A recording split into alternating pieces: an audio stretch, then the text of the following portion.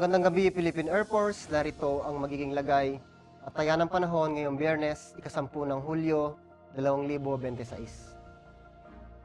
Ang minomonitor nating bagyo na nasa loob ng ating Philippine Area of Responsibility na si Typhoon Inday kanina ng alas 4 ng hapon ay namataan ito sa layong 525 km silangan ng Itbayat, Batanes. Ito ay may lakas na taglay na hangin pa rin na umaabot na 140 km per hour sa gitna at may pagbugsong 170 km per hour. Ito ay inaasahan na kikilos pa rin pa-northwestward sa bilis na 20 km per hour.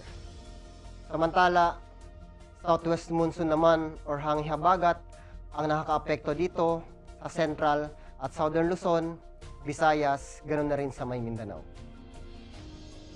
Para sa magiging track at intensity nitong Typhoon Inday, aasahan natin na magpapatuloy ito na kikilos, pahilaga kanluran habang nasa Philippine Sea at mapapanatili nito ang typhoon category.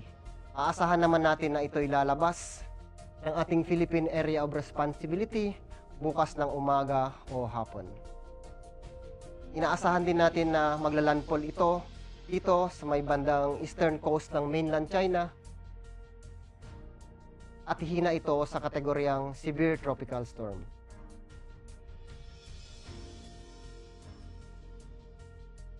Para sa Tropical Cyclone Wind Signal, nakataas ang Signal number 2 dito sa may Batanes, eastern portion ng Babuyan Island, northeastern portion ng mainland Cagayan.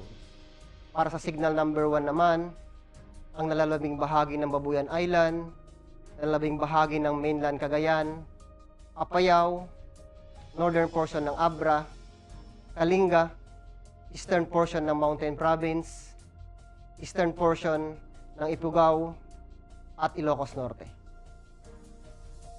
Para sa general area forecast, dulot pa rin ng Tropical Cyclone Inday, aasahan pa rin natin ang stormy weather dito sa may Batanes.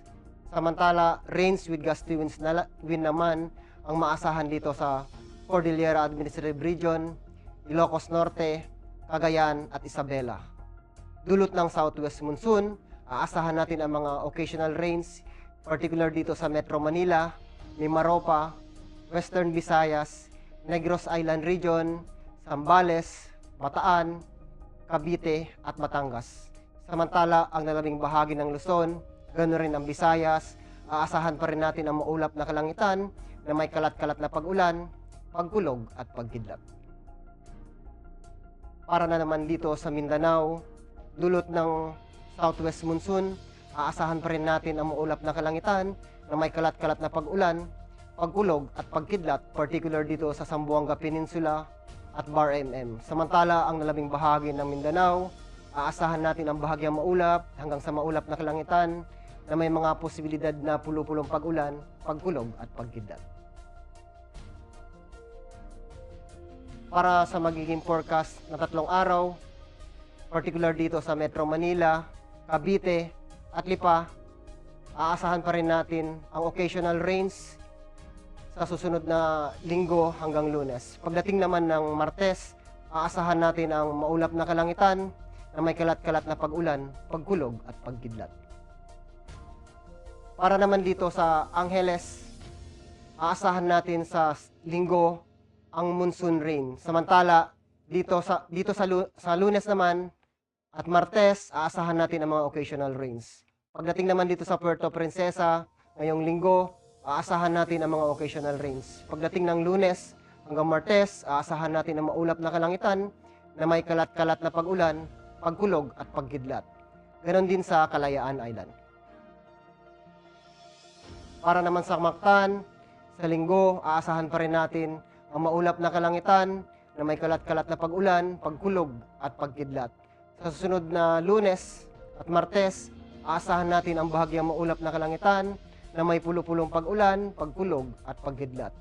Ganon din sa may dakong Zamboanga. Pagdating naman dito sa Davao, mula linggo hanggang Martes, aasahan natin ang fair weather condition, bahagyang maulap hanggang sa maulap na kalangitan na may mga posibilidad na pulo-pulong pag-ulan, pagkulog at pagkidlat, lalong-lalo sa dakong hapon at gabi.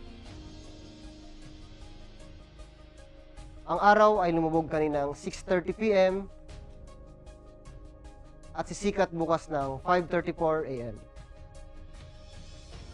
Meron tayong moon illumination na 22% decreasing.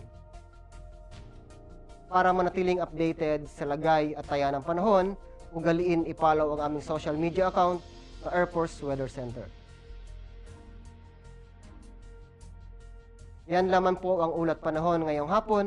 In behalf of our Commanding Officer, Colonel Hermelino T. Calubiran Jr., PAP GSC, ako po si Technical Sergeant Bautista, Weather Broadcaster ng Air Force Weather Center. Muli, magandang gabi, Pilipinas.